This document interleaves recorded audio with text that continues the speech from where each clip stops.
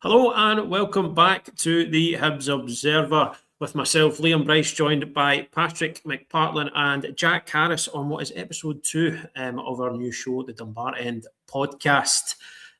Usually coming to you on a Wednesday evening, but there was a small matter of Hibs playing football last night, so we're now coming to you on Thursday night, but you can catch us every week around about this time, so do make sure you tune in to get up to speed with all the latest from Easter Road, all the latest talking points, debates, everything in between, news, opinions, and just a general look back and look ahead at all things Hibs. And tonight we have a bonkers game to look back on and then a really big game to look ahead to for next week. But before that, gents, thanks for joining us. How are you getting on? You both well? Doing all right. Bit cold. Bit chilly. Yeah, Jack's coming to his live from a freezer, a fridge freezer. This evening, I'm walking in the freezer. That's true dedication. Anything to talk about Hibs. But I mean,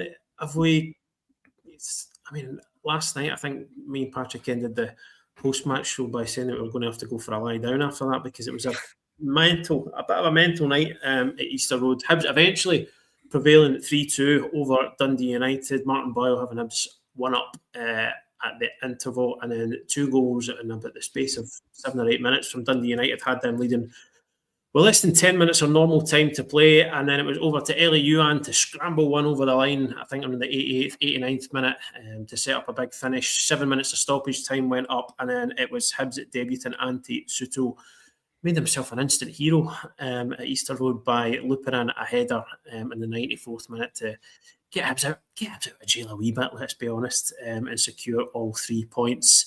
A big win for David Gray's side, keeps him in touch with Motherwell, who are still fourth placed in the Premiership. And it was just important, I think, to get 3 points on the board ahead of the derby coming up next Tuesday. It's not a game you want to go into without any momentum behind you, with any sort of negativity hanging over the team. So from that perspective, it ended up a good night's work, but I don't think that covers the story of the game. So we'll get stuck into that. Patrick, having had just under 24 hours to reflect on it, how are you feeling about last night? I've not really changed my opinion from it was a case of Hibs really needing to get 3 points, partly to build on the draw against Rangers and just partly to put themselves in a good frame of mind going into the derby. And then when you factor in the fact that you had new signings playing, first start with Dane Scarlett, then you had the deadline day arrivals in the case of Gara and Felix Paslak making in from the start and thrown into at the deep ends. And as you said, Ante Shuto coming on in the second half to score what turned out to be the winner. And I think, I've seen an awful lot of comments on social media over the last kind of 12 hours or so, and even some last night. And there were people sort of posting when it was 2-1, Gray out, this is enough, that kind of thing. Strangely quiet at full time, as you might expect. But I think there were a couple of times last night I was tweeting updates and I had to kind of stop and delete what I put because Hibs had either equalised or scored the winner. But I did feel I think David Gray said this in his post-match comments, but there were some elements of last night that were quite concerning from Hibs' point of view, and there were some that were quite good fun. So I think you look at the slightly different shape, you look at how the forwards, especially in the sort of first 45, 60 minutes, how they interacted, how they dovetailed, which Jack wrote about really well on the site today. Just that kind of old and new forwards both having an influence like that. That was fun to watch. That was something a bit different, a bit more exciting to watch than some of the previous matches. But at the same time, you've got the defending for the set pieces and the fact that Hibs were in front, they were comfortable to a certain extent. They missed a good chance to go 2-0 up, and then they're kind of left scrambling at the end a little bit. And I think it is concerning, especially with Hearts being so strong from set pieces. But at the same time, you can look at it and say there were an awful lot of first team regulars missing. It was a new look defence. It was they were forced into making changes through injury when they maybe didn't want to. I can't remember the last time we saw all 5 subs being made in a 10-minute spell, and I think that really disrupted Hibs' flow. really, really kind of, that kind of contributed to some of the sloppy play. And then I think perhaps understandably led to the 2 goals being scored. It's just a little bit, it's, it takes away that cohesion. We could probably talk about this a little bit later on, but Dan Barlaser going off just like really kind of ripped out what control Hibs had over the midfield. But, at the end of the day, it's about getting 3 points. It's a results business. David Gray said this as well. He said there's games that Hibs have played this season where they've played better than that and lost. So, it's a good 3 points. It's finding a way to win when, the chips are down. But you wouldn't want to be relying on that every single time for somebody to pop up and deep into added time just to ensure 3 points. So I think, without the game being at the weekend, it's on Tuesday. It gives Gray and the players a bit more time on the grass just to work on some of those things that were maybe a little bit alarming last night, and ideally sharpen them up in time for Tuesday night. Yeah, absolutely. I think just as you were saying there about people maybe tweeting for David Gray to go when Hibs were 2-1 down, I think it's always a solid rule to live by, is that hot takes can always wait until after the final whistle, because I feel like the football gods, wherever they are, I think that they're definitely on Twitter, and I think definitely sometimes they look at things that people have tweeted and gone and went, "Is that right? Watch this." It's a habit happening over and over again, but thankfully Hibs got the result in the end. And I mean, Jack, maybe to just look at the team, because I kind of jumped ahead of myself a wee bit at the beginning there. The team that David Gray put out last night, and maybe the formation a wee bit as well, because obviously there was quite a few debutants in there: Dane Scarlett, Garananga, Felix Paslak, all coming into the team. It was a very attacking team. Ellie Yuan, Martin Boyle starting as well, and it was a wee bit like in terms of the shape, I thought it was a bit back to the sort of 3-4-3 sort of variant that we saw maybe a wee bit more often at the start of the season, that was maybe tailed back a wee bit to something a bit more solid. So it was definitely an attacking side. I think it can leave Hibs open, I think, in the middle of the park, because you're asking a lot of your 2 central midfielders. But I mean, what did you make of the team selection itself, and how did you think the shape and the system worked in particular? Yeah, I thought some of the selections, I think David Gray alluded to in the post-match conference that you were both at, especially with Kanayo Megwa coming out. I think he said something like, Kanayo was running on empty, and he's had a lot of minutes for a young player. So I think bringing Paslak in, who has been in some decent shape of form for Bochum, made a lot of sense. Obviously, Garananga coming in as well. Centre backs have been a bit of a problem for Hibs recently with injuries to Warren Ahora and Grant Hanley. So some necessity in new signings coming in, maybe when we know David Gray is quite cautious about new additions, and it seems like fate somewhat forced his hand in this regard. Liam, you and I were talking about the midfield before we went live today. I actually thought Dan Barlaser had a really, really good first half. Looked very composed, looked very in control, was able to sort of read the play as it came, was able to move the ball forwards, backwards, and kind of dictate the flow from midfield. Chaiwa was very good as well, a little bit more of that sort of like dynamic Mulligan-esque profile, sort of looking to move forward. I take your point about, you've only got your 2 midfielders when you're playing that almost sort of 3-4-3 formation, but I thought Dane Scarlett was an interesting addition to the lineup for me. It wasn't one I was expecting. I thought David Gray would go with a forward partnership of Yuan and Boyle, and then look to the new signings to come on later in the game. So Scarlett coming in from the start was a bit of a surprise, but what I thought he did really well, and it was something I wrote about in the piece today that I wrote for the site, was how he drops back and how he almost looks like an attacking midfielder behind the 2 forwards. So actually what you then got is, you've got Barlaser controlling from the back. Chaiwa he's able to recover the ball and able to recycle possession, but Scarlett ended up doing that a bit as well. And I mean, we saw a few of the chances, I can't remember them off the top of my head, just how good his distribution was yesterday. I thought, particularly there's that chance when Ellie Yuan gets the run down the left wing, and Scarlett just sort of clips that little curved pass right into his path. Youan's got a bit of work to do to reach it, similar to the pass slack chance, I think, in the second half, when he's got a bit of running to do, but just the vision of Scarlett to be able to play that role a bit further back. I don't know too much about Dane Scarlett from his Spurs days or from any of his loan periods. I think he was played at Oxford United was the most recent one I can think of. I don't know exactly where he was set up in those teams, but I thought it was interesting. Patrick and I spoke at half time about sort of the Kieran Bowie replacement and how he's fitting into that role. I think there are definitely elements of that, but it's that being able to play a little bit further back, take the ball, do something with it, and then almost become a sort of high midfield focal point, if that makes any sense whatsoever. I thought he did that really well and sort of helped them to have, especially in the first half, a little bit more authority than they would have done had it just been Balliser and Chaiwa.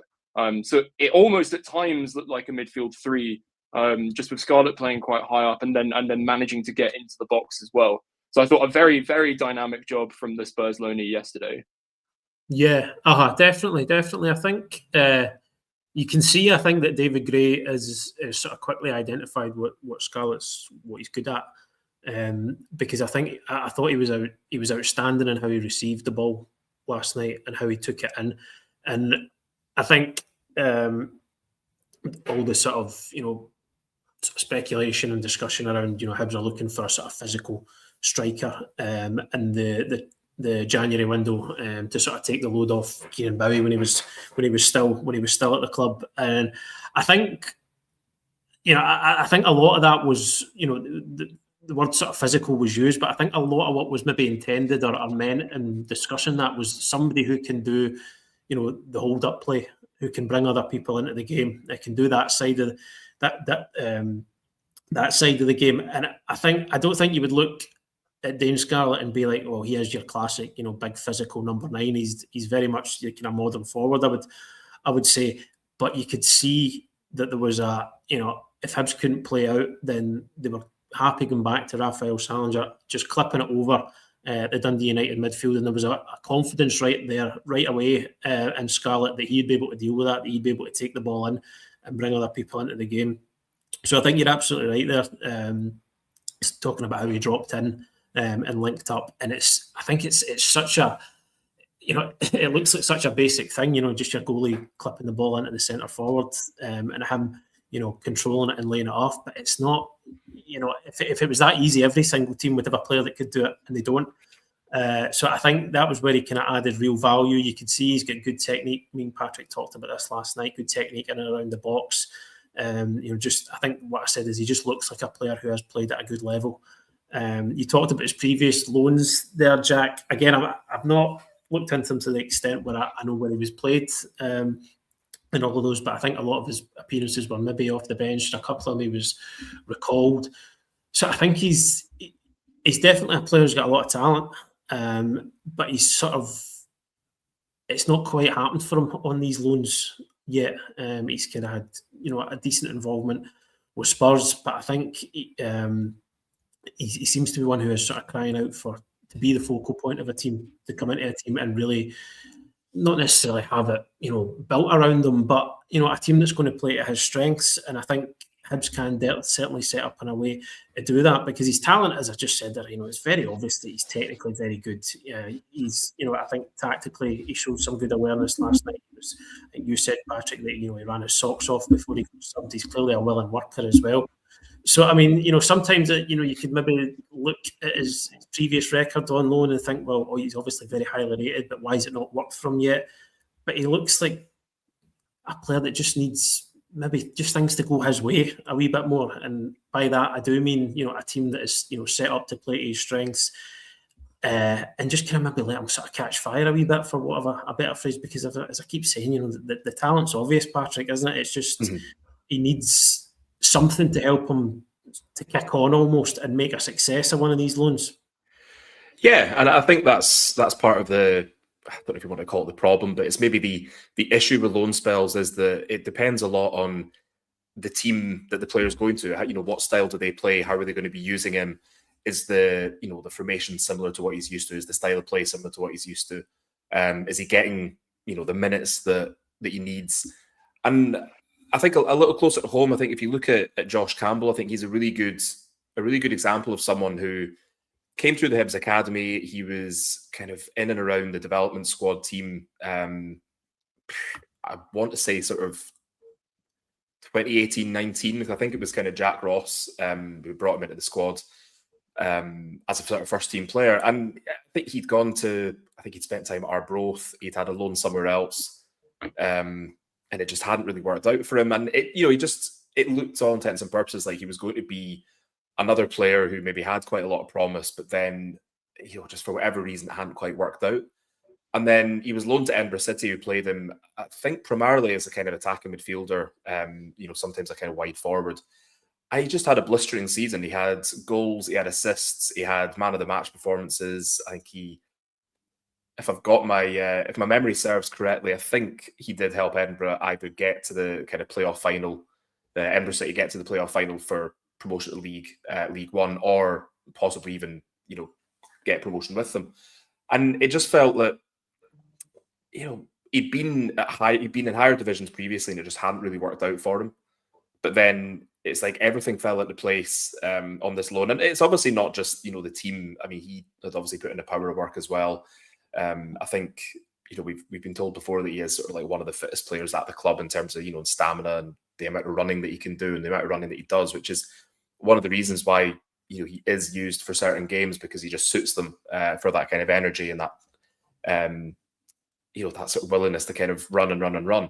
And I think it sort of feels a little bit like that with Dane Scarlett, that he's maybe I'm not sure how much teams in England, depending, and Scotland, I suppose, depending on where they are in the food chain, how much sort of research goes into, does this lone player really fit how we want to play, or is it just a case of here's somebody who we could get?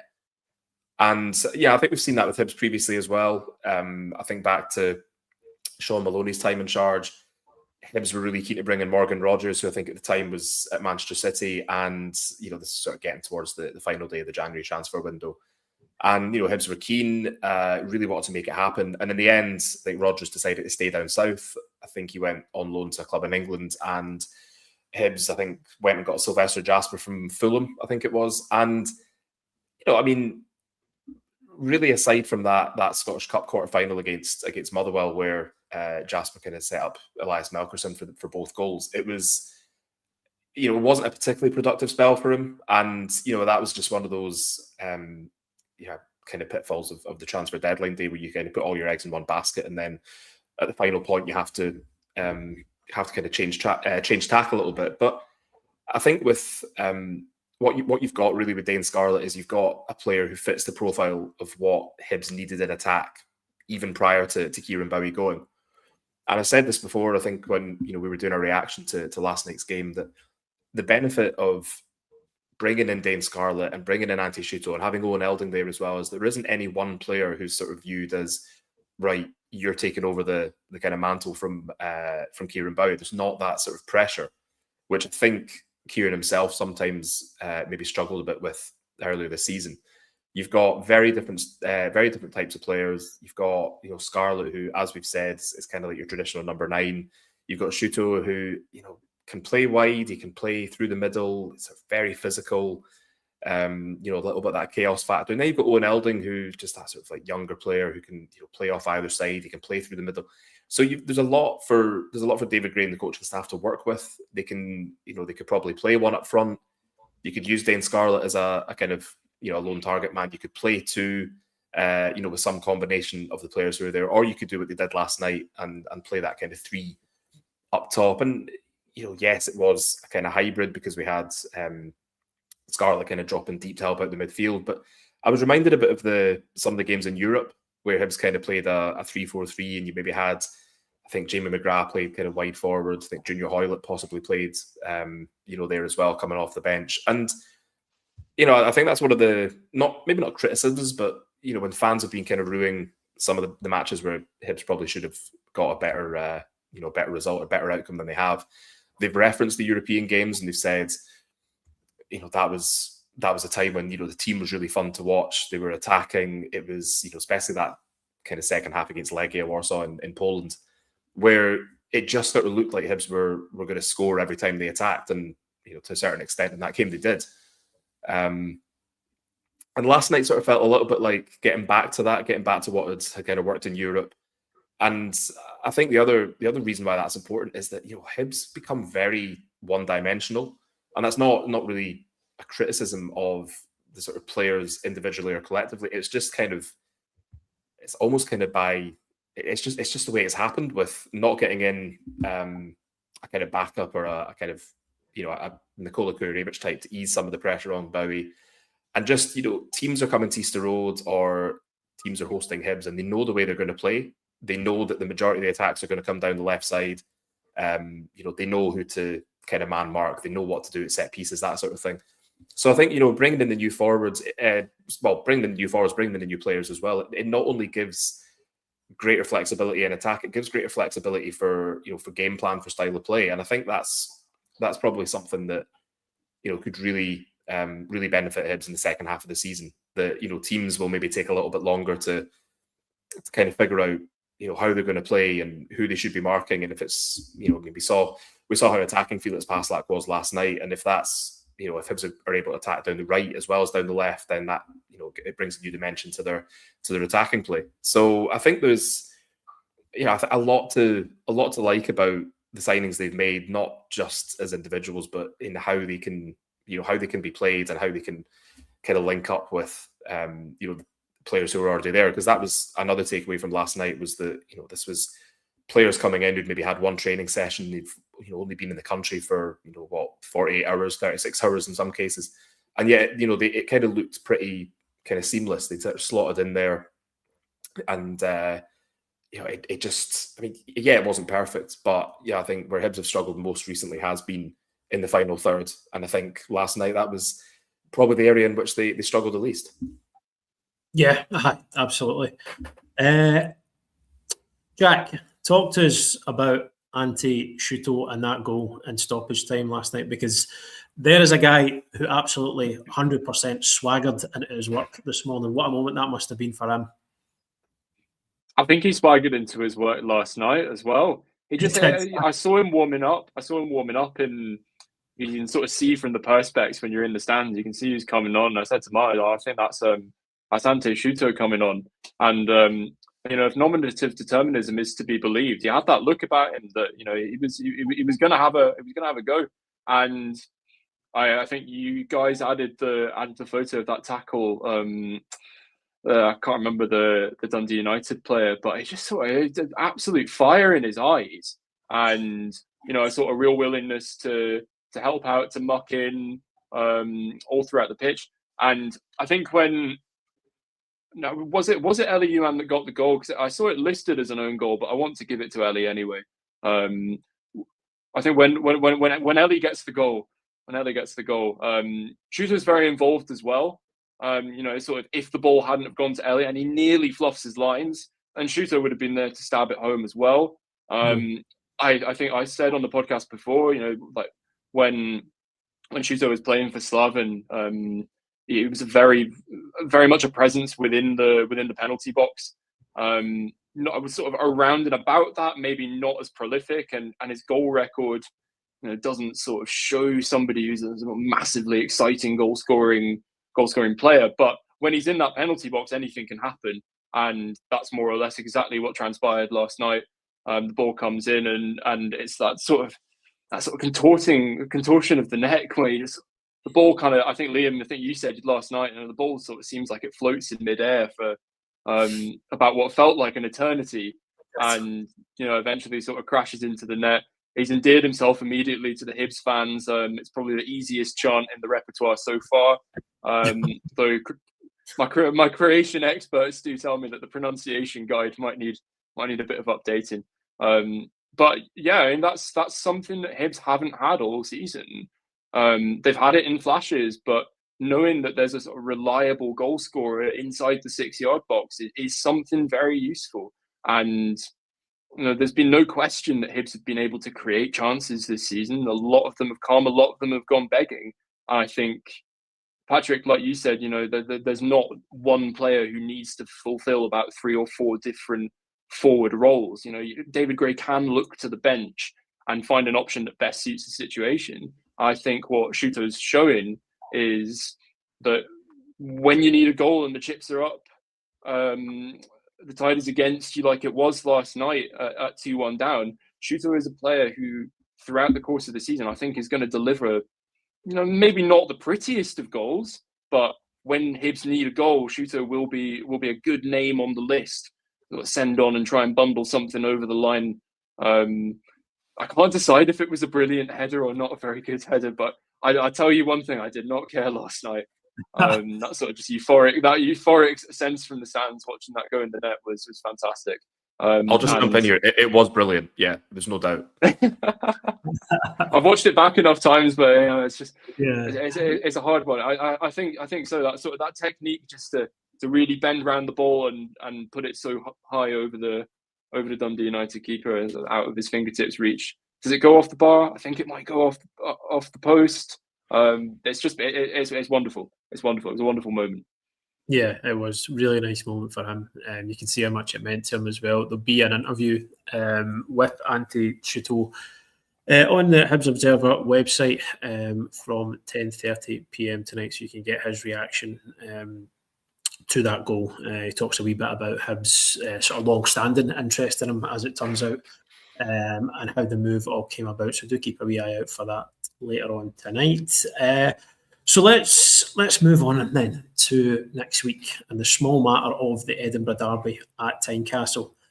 I mean, you kind of don't really need to give these games any extra billing. They do very much speak for themselves, especially in the context of this season. But I mean, Patrick, what would you be tempted to implement if you were David Gray next week? What would you be tempted to change? Obviously not conceding 2 daft goals from set pieces will be pretty high up on that list. But anything else in terms of personnel, in terms of approach? How do you think Hibs can get a result next week? I think one of the main things for me is that looking at the Rangers game and then last night's game as well, all the new signings have had game time to some extent. So Owen Elding came on as a sub against Rangers, didn't feature last night, but yeah, Felix Paslak playing, sort of 65, 70 minutes. Dane Scarlett got a start. Shuto came on. You've got Garrett at the back. You've got options, and I think, we have seen players. Jonathan Spector is the one who kind of jumps out to me. Players who have just been kind of parachuted into an Edinburgh derby and have come out on the winning side, and have then never been seen again. I'm sure it's the same on the Maroon side of the city as well. But I think the good thing that David Gray's managed to do before the derby is made sure that all the new signings have had some game time. So they've kind of got a little bit of an introduction into Scottish football, so that, we know what the Tynecastle atmosphere is like, especially for derbies. It's noisy. It's, that kind of, apologies for the cliche, but is that kind of cauldrony feeling. I'm saying this as somebody who's never been on the pitch at Tynecastle, but I can imagine if you're a player at Tynecastle, it does feel like all 4 stands are kind of closing in on you. It does feel very much like the supporters are kind of crowding over you, and I think that adds to the feeling. And I think you look at somebody like Dane Scarlett. He's had experience playing for Spurs in the Premier League. He's played for them in Europe. He's played in hostile atmospheres. He'll be used to that. I'm sure Gara will be the same. Felix Paslak, his final game for Bochum was a derby against Schalke. So they will. These are players who will be used to the big occasion. They'll be used to atmospheres like that. And I think the main thing is just playing the game and not the occasion, which I think Hibs have been a bit guilty of in derbies in the past. I wouldn't say necessarily under David Gray. I think he's somebody who kind of gets the mentality, what's needed for games like this. Mm-hmm. I know we have kind of questioned, I think, Hibs' approach to big games this season, when last season it was more of a, it felt a bit more, I don't know what the word is, not routine, but like if there was a big game, you kind of knew that Hibs were at least going to, they were going to show up, they were going to put in, put up a fight, and in a lot of cases they did actually come away with, with a good result, with 3 points. And I think the interesting one for this game is that when we look back to the two previous derbies, I think the teams that won on both occasions were possibly very fortunate to do so. Thinking back to the first derby at Tynecastle, Martin Boyle hit the bar. I think there was another chance, for Hibs where they could have scored, and in the end, it takes a really great cross and just that kind of instinctive finish from Craig Halkett. And then, the return derby, Easter Road, just after Christmas, Hibs kind of waltzed in a 3-0 lead just after half time, but then kind of let Hearts into it a little bit, back into the game. And in the end, it needs a kind of top drawer save from Rafael Zallinger to kind of preserve the 3 points. So I think, derbies don't follow like the form book. We know this. They're kind of very kind of unique matches. And I think that's one of the sort of intriguing things about this game is that Hearts are going into it off the back of that, a defeat by St Mirren. Hearts haven't lost that, that many times this season. But, it's a test for them. It's also a test for Hibs because, both teams are going into this game thinking, they need the 3 points for different reasons. Hibs are obviously trying to keep hanging on to Motherwell's coattails. Hearts will be looking at what's going on at Celtic and Rangers and trying to keep them at bay. So there's an awful lot riding on this particular derby, and I think that that you don't maybe get in other derbies because we know what's involved when Hearts and Hibs meet, regardless of where they are in the table, what division they're in, what competition it is, what the venue is. But there is that little extra bit of importance to this game that I think will it'll be intriguing to see how it plays out. And I think that, in the Hibs signings, you've got players who don't really have a history. Well, they don't have a history of this game. We know that Felix Passlack was over to watch the game in December, but the others are coming into it fresh. And I think sometimes that can almost be like a kind of a wee bonus for the team that has that, because you don't have players who are kind of maybe thinking back to previous games, or they're going to Tynecastle thinking, oh, last time we were here we didn't win, or you've got players who are just keen to make an impact, keen to kind of still show the supporters what they can do, and you get derby bragging rights as well. So I think it feels like it's going to be different to the previous two derbies, and I think I'm just sort of really intrigued to see how Hibs approach it. I don't know whether,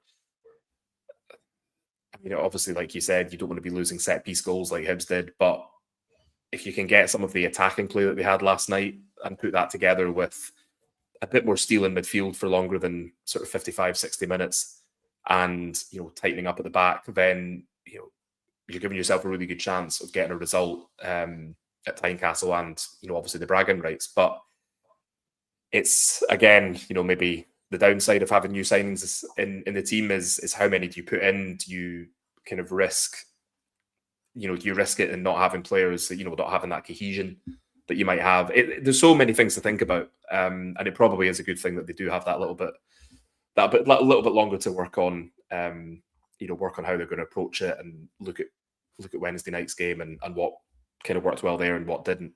And in saying all this, we know it's a derby, so it doesn't actually matter because, anything could happen. Somebody could score an own goal after 5 minutes. There could be, a red card after 10 minutes. We just don't know. And that's the beauty of the derby. Indeed it is.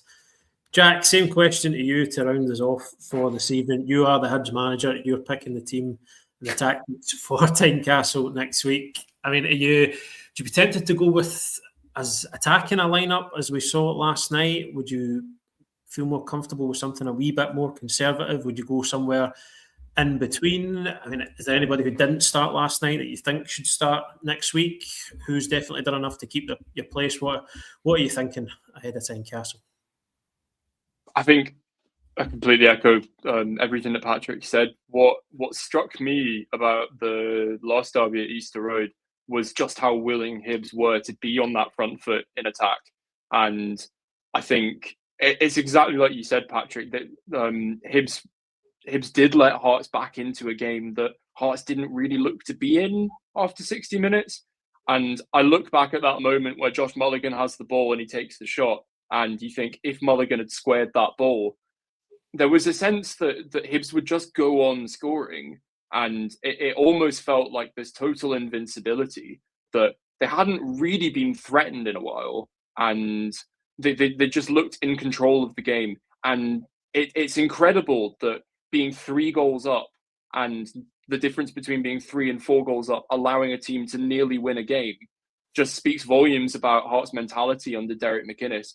I think there's a school of thought I've seen doing the rounds on social media that says, like the amount that Hearts have riding on this game and ensuring that they take 3 points to keep pace with Celtic and Rangers might be an issue for them. And I think what we've learned watching, sort of half a season, 2/3 of a season under Derek McInnes is that their mentality will hold up. And I think the proof was in the pudding at Easter Road not that long ago. So I think I'd be tempted to say I want to see that sort of similar attack. I want to see that similar impetus. And I think last night's game was probably a good indication that Hibs fans can expect that. I thought in defence there were maybe some frailties, that it's good that in a way there's not the Scottish Cup at the weekend, just to work on that on the grass at HTC. I thought in general Paslak did very well, particularly in the sort of attacking half of the pitch. Defensively, I do worry somewhat, given there were a couple of dribbles past, didn't totally look secure on that right wing. I don't think it was entirely his fault. I think actually that sort of necessity to play Garananga and Paslak for their debuts right next to each other, maybe the communication between those two wasn't as strong as it will be. But I think the likes of Alexandros Kizaridis, and just knowing how well Kanayo Megwa did against him last time, that battle was really interesting. And I think I'd be tempted, if Megwa was fit, to bring him back into the team and see Paslak coming on off the bench. Like you say, players who don't necessarily have the derby experience, maybe that's an advantage in some ways. I'd be tempted to say, just given Kanayo's performance last time, that would be a good solution. At centre back, it's a little bit trickier. There aren't as many options. So I think defensively for Hibs will be the big question. I think going up there, going to Tynecastle and looking for a result is never going to be in question. A derby's a derby, and if you can't, I think David Gray would probably say the same. These are the games that players want to play in, and if you can't fire your players up for a derby, then you're never going to be able to fire your players up. I don't think attacking mentality is going to be questioned whatsoever come Tuesday night. I think it'll be how they manage the midfield battle and how they look towards defence, and how Hibs set up from there. Not as many options as David Gray would probably like, but the Dundee United performance was positive in many ways. I think from set pieces there may need to be improvements, because we know how efficient Hearts have been from set plays. So that will worry some Hibs fans, I'm sure. But yeah, I think going in with that same, we're going to take this game just like they did last time. That's what Hibs should be looking to do. Yeah, absolutely. I think in terms of the set pieces and just maybe, if we're being generous, could put it down to the number of new faces in the team. People maybe being asked to do different roles, different jobs in set pieces. So hopefully, from a Hibs perspective, last night was a bit of an aberration on that front. But I suppose we will see next Tuesday at Tynecastle. Going to be a huge game as always. A real fascinating one. So much on the line for both teams. And yeah, it could shape up to be an absolute cracker. If it's anything like the last derby in terms of excitement and drama, we will be in for a treat. So yeah, keep an eye on the hibsobserver.co.uk website for all the build-up into next week's derby. As I said, we've got a wee bit more reaction from last night's game to come on the website. After that, it's pretty much fully looking ahead to what is always a fascinating game. So thanks for joining us, folks. Thanks to Patrick and Jack for their insight. Do hope you enjoyed it. Make sure you tune in next week we'll have a derby reaction show for you. Hopefully, it'll be a positive result for Hibs. But until then, enjoy the rest of your week, enjoy your weekend, and we'll speak to you again soon. Thank you.